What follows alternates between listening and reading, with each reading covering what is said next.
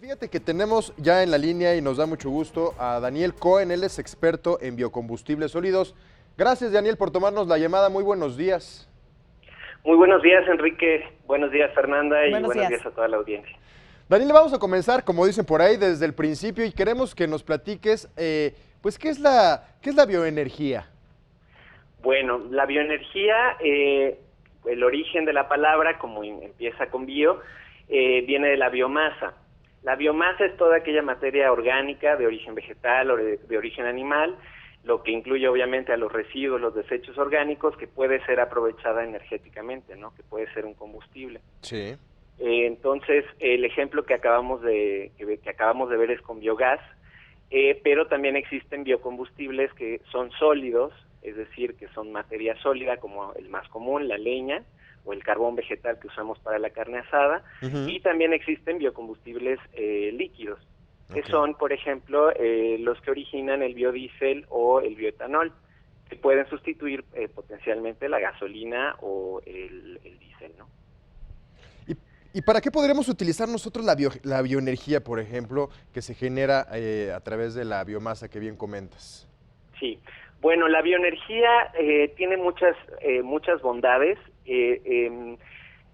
es muy versátil, tiene diferentes usos finales, puede brindar calor o puede brindar electricidad. Una ventaja de la bioenergía por sobre otras energías renovables es que tiene tecnología que está comercialmente madura, pero además nos va a ayudar a mitigar el cambio climático, es decir, va a reducir las emisiones. Por otro lado, también nos va a ayudar a reducir nuestra dependencia a las importaciones, es decir, vamos a aumentar nuestra seguridad energética y además vamos a aprovechar residuos, como dije antes y como vimos en este caso con el nopal. En la producción de tortilla tenían muchos residuos y esos residuos son los mismos que se pueden utilizar para producir ese calor o esa electricidad. Te comento que actualmente en México ya hay diferentes industrias que están sustituyendo sus combustibles fósiles por combustibles bioenergéticos, por ejemplo en el sector tequilero. Sí. Sí, las tequileras y las grandes casas tequileras ya han arrancado con esa transición. También los ingenios azucareros, que históricamente tienen residuos de su propio bagazo, los están quemando y con eso están produciendo calor que necesitan en sus procesos para la producción de azúcar. También en el sector de la transformación de la madera, por ejemplo, para tableros, dentro de su propia proceso usan la energía, y otras agroindustrias como en producción de jugo o de cerveza. En otros países están obviamente más avanzados que nosotros, sobre todo en Europa, donde la tecnología ha tenido históricamente un desarrollo importante de este tipo de energía. Pero quiero hacer énfasis en algo, la bioenergía no es algo nuevo. Como comentaba antes, la leña es bioenergía, ¿sí? Es masa, es biomasa, y actualmente la leña cubre 10% de la demanda de energía en nuestro país. Son 23 millones de personas que la usan para cocinar y 10 millones de personas que la usan para calefacción. ¿Sí? Oye, Daniel, pero ¿qué tan sustentable es la quema de la madera, por ejemplo? Porque pues al final del día pues produce CO2. Es una pregunta buenísima, porque hay una concepción errónea de que puede causar, por ejemplo, deforestación. En realidad el problema con la deforestación es que está originada por otros fenómenos, por ejemplo, la tala ilegal, o por ejemplo el cambio de uso de suelo para sembrar cultivos, por ejemplo, tener pastizales para ganado, ¿no? Claro. Entonces la presión que se ejerce sobre nuestros bosques en realidad viene por otros fenómenos. La bioenergía y la leña que se utiliza en nuestro país, y eso con los estudios que hemos hecho en el instituto, hemos visto que en realidad es leña que es leña de desecho, ¿sí? En zonas de aprovechamiento forestal, esa leña se va quedando en ese monte o en ese cerro y la gente lo saca, pero no es que estén, digamos, talando árboles para obtener leña. Por otro lado, la fuente más importante en realidad es la industria. Entonces, todos los desechos del procesamiento de la madera en sí es lo que se utiliza como leña en los hogares. Ok, es decir, cuando algunos países, o países productores de muebles, ¿no? Y compran diferentes tipos de árboles para producir estos artefactos, El desecho, por ejemplo, de ramas y de hojas, ¿es lo que se utiliza entonces para generar esta bioenergía, esta biomasa? Exactamente, esa sería la biomasa, digamos, residual.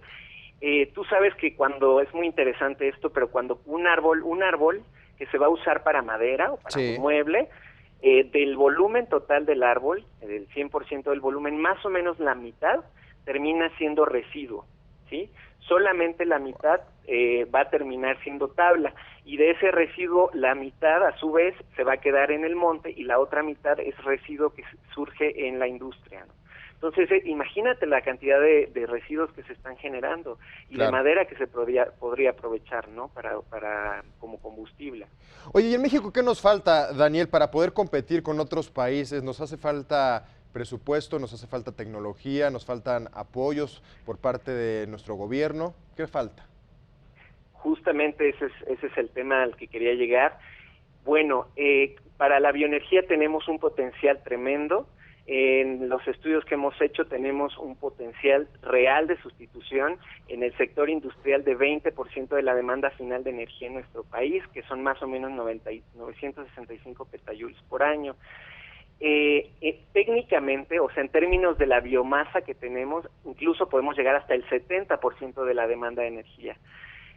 Por eso implica en términos de ahorro más o menos a México 6.700 millones de dólares por año. Ujú. Los combustibles fósiles más o menos le cuestan a nuestro país todos los años 8.900 millones de dólares anuales. Eso es el 6.5 veces el presupuesto de la CENER, es mucho dinero. Entonces, tenemos un potencial enorme de reducción y además de reducción de emisiones. Sobre tu pregunta, esto lo quería mencionar porque son las bases. Sí, Necesitamos incentivos fiscales. sí. Es muy importante que se apoye con subsidios para promover este tipo de tecnología. También en otros países se han puesto impuestos a los que contaminan y con ese dinero se ha aprovechado para promover este tipo de energía renovable. Y, por ejemplo, en el caso de las gasolinas, el que se destine un porcentaje, como se ha hecho en Brasil o Argentina, un porcentaje que venga de bioetanol o de biodiesel dentro del diésel que se vende, ¿no?, comercialmente. Claro. Entonces, hay una ley de transición energética en nuestro país donde se promete una reducción del 35%, perdón, un 35% de generación de energía con renovables, pero y todo esto bajo los acuerdos de París que se firmaron en 2015. México es un país que es el número 12 en el mundo en términos de emisiones, entonces estamos en el top 15 Sí, y es muy es grave. importante que los esfuerzos, sí, claro, y es muy importante que los esfuerzos se enfoquen también en el calor, ¿no? Esto actualmente México solamente tiene los famosos CELS, que hace poco tiempo estuvieron de moda, ¿no?, con las preguntas para los Claro. candidatos, y son certificados de energía limpia, pero solamente para electricidad. Y en términos de bioenergía nosotros podemos ofrecer certificados, o la industria se puede promover los certificados de energía limpia para calor, Así ¿sí? es. Entonces es importante que ese tipo de incentivos desde el gobierno vengan y apoyen, porque de otra manera es casi imposible competir con los fósiles. Ojalá El tema es el tuviéramos precio. la misma inversión que se pretende utilizar para poner a andar la refinería de Dos Bocas, precisamente para este tipo de pues propuestas, este tipo de nuevas energías que van a ayudar, por supuesto, a conservar el medio ambiente y también pues a nuestro país. Daniel, yo te agradezco muchísimo que nos hayas tomado la llamada y que nos hayas dado un poquito más pues información con respecto a estas alternativas en cuestión energética. Claro que sí, Enrique, pues un gusto para mí y ojalá que sí se pueda apoyar más a las renovables.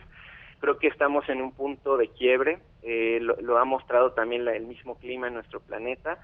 Este verano ha sido de los más calurosos en Europa, Sí. rompiendo récord, y entonces necesitamos realmente que nuestro gobierno entre en esa dinámica global que está empujando los renovables, y que el petróleo, que realmente no va a ser un negocio en el futuro. Entonces no es digamos una decisión muy sabia, ¿no?, para nuestro país. Así es. Él es Daniel Cohen, experto en biocombustibles sólidos. Muchísimas gracias, Daniel, Muchas que tengas gracias. excelente día. Igualmente, buen día.